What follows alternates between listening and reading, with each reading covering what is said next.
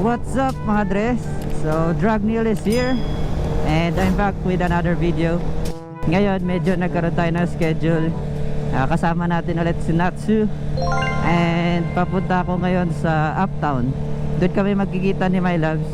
Kasi meron ngayon na schedule ng second pictorial niya. Dito tayo dadaan sa shortcut.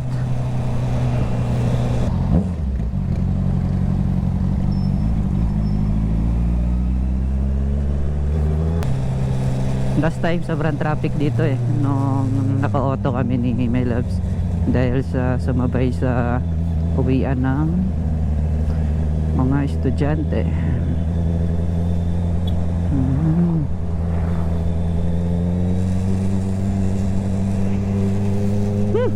Medyo mahaba na yung buko sa unahan. Medyo na ako, natatabunan ng konting hibla ng buko yung vision ko. City Hospital. Ito pa po ito, City Hospital. Doon sa bandang taas medyo maluwag yung daan doon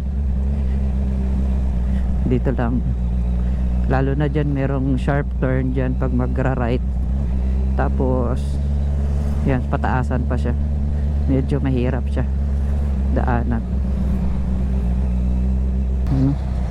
Uy.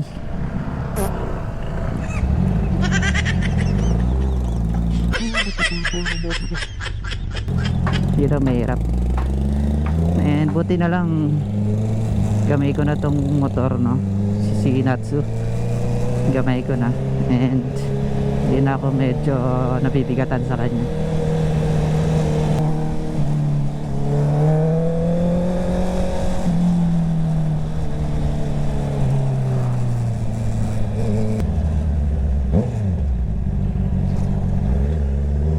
Yan.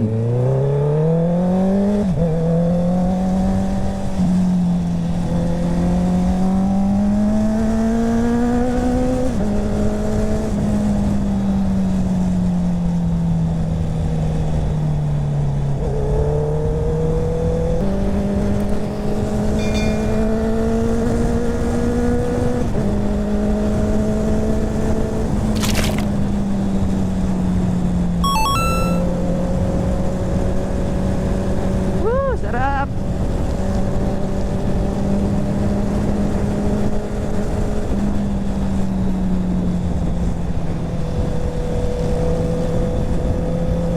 Yan, malapit na tayo mga Dre.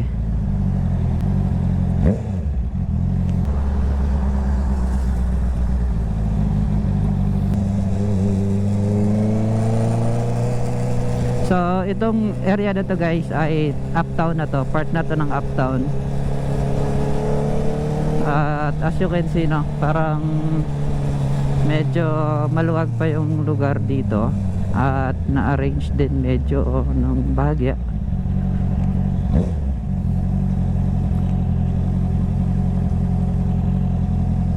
Kaya medyo mukhang maganda at malinis tignan.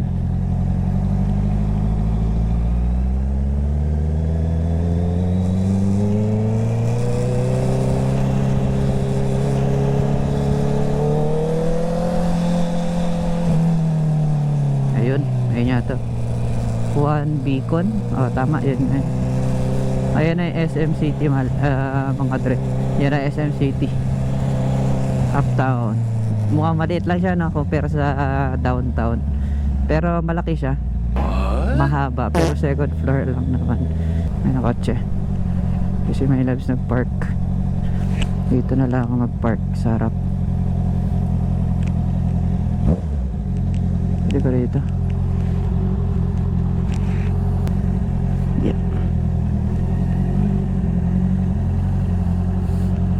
Okay, touchdown. Di ba? Sabi sa inyo malapit lang Kata tayo.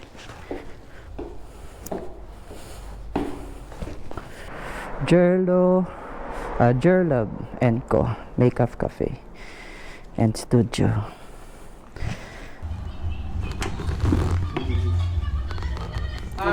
Manuel 10 Wedding Planner, Coordinator, and Pro Host here in CDO. the very so gorgeous host. In our wedding and in her every events.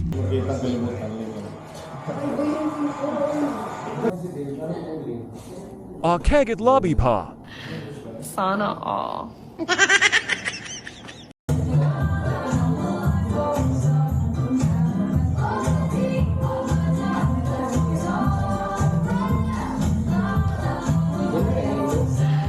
Sana all. Son birthday pat ayusin din tayo.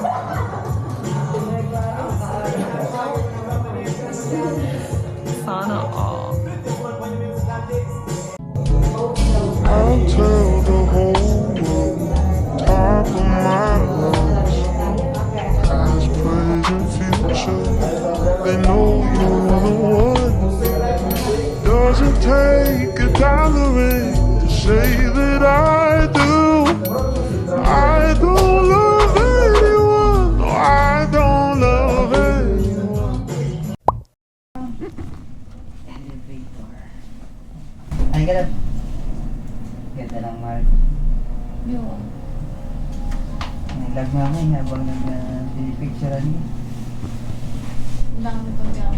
Naglag ako sa ilalim. Mukha. Okay.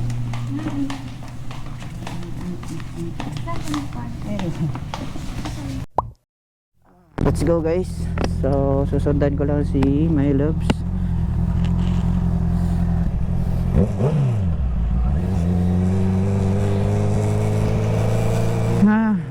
Papunta na kami ng church sa Victory Church sa may Limkit Kay.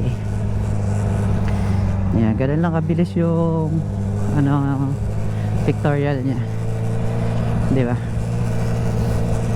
Dadayuhin namin yan monthly para sa pictorial ni My Love para sa aming baby. Yay! My Loves is pregnant ng 2 months. Actually ano na si My Loves 10 weeks pregnant. So ngayon nasa first trimester siya na medyo kailangan ng pag-iingat talaga. And now nakapag at siya yung nagda-drive. Actually hindi dapat siya magda-drive. Nag-drive lang siya dahil nga kailangan niyang mauna dyan kasi ang schedule niya is 1 PM. Hindi pa kami makakapag close ng basta-basta every Sunday kasi nga meron pa kaming tinatapos na mga orders. So nauna lang siya at we have no choice kundi mag-drive talaga siya.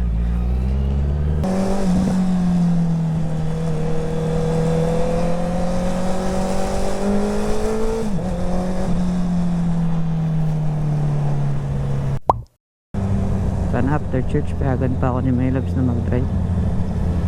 Kapapayagan niya ako saan kaya pupunta. Kasi siya nga pala mga drive. May plano ako dito kay Natsu. Gusto kong magkaroon ng bagong ergonomics dito kay Natsu. Plano ko siyang gawing sporty tignan. Gagawin kong clip-ons.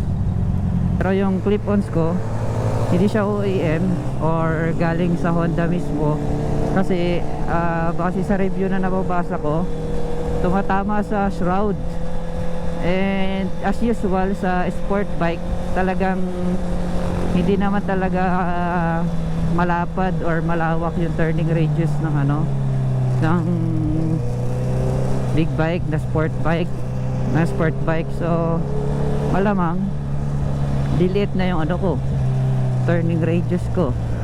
At isa pa dito sa shroud kasi tatama siya. Yan, ito yung shroud ng CB. Merong aftermarket na binili na parang air scoop dito. So isa yun sa magiging posibleng problema ko. Kaya hindi yung aftermarket, hindi yung OEM na handlebar ang binili ko. At isa pa, kasi kapag nag-OEM ako na handlebar, yung clip-ons mismo na CBR 650 yung aking ibababa ko pa siya ng bahagya para dito sa aking steering damper. So magkakaroon ng gap mga hanggang dito, masyadong malayo na. So tatama talaga dito sa road. Yan.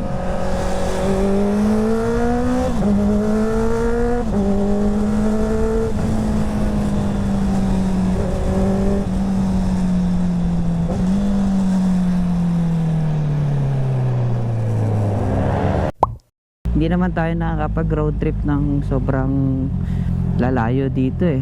At ano lang naman tayo, kumbaga every sa isang buwan, twice. Ayun, so gusto ko magkaroon ng di baling hirap sa ergonomics. Minsanan lang naman. Ito yung steering damper natin ito. At is yan, bababa lang siya dito. Bababa lang, siguro makawala na to, or bibili lang ako ng parts para dito. Yan, bali yung gagawin nating steering damper style is yung para sa mga sport bike na nakakabit siya dito sa suspension. So bababa siya ng mga 10 cm, bababa pa siya ng bahagya. And based naman sa calculation ko doon sa clip-ons na yun, nakaangat naman siya at hindi naman magiging conflict sa pagliko.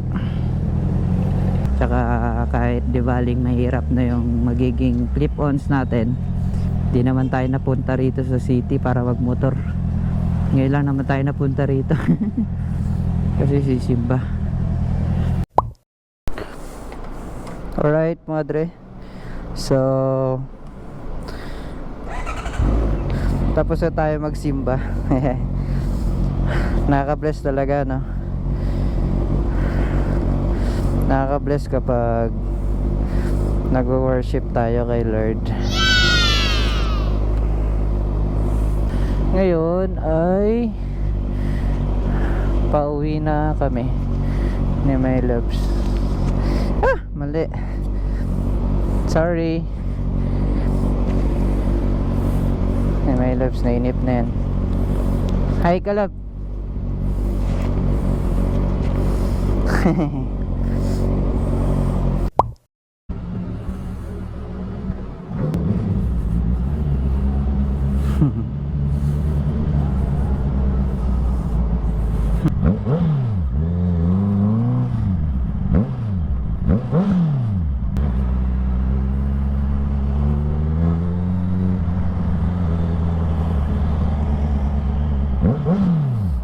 And yabang mo.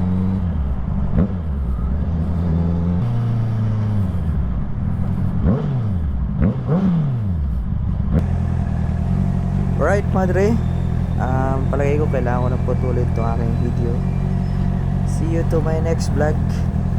At kung nagustuhan nyo yung ganitong klaseng trip lang na content, please do like, subscribe, and comment na rin.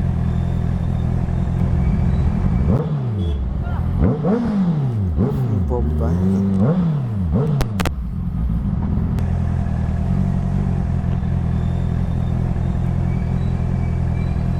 Opya. Okay, outro na ako mga dre, no? See you na lang to my next vlog kapag nagka-time. Bye.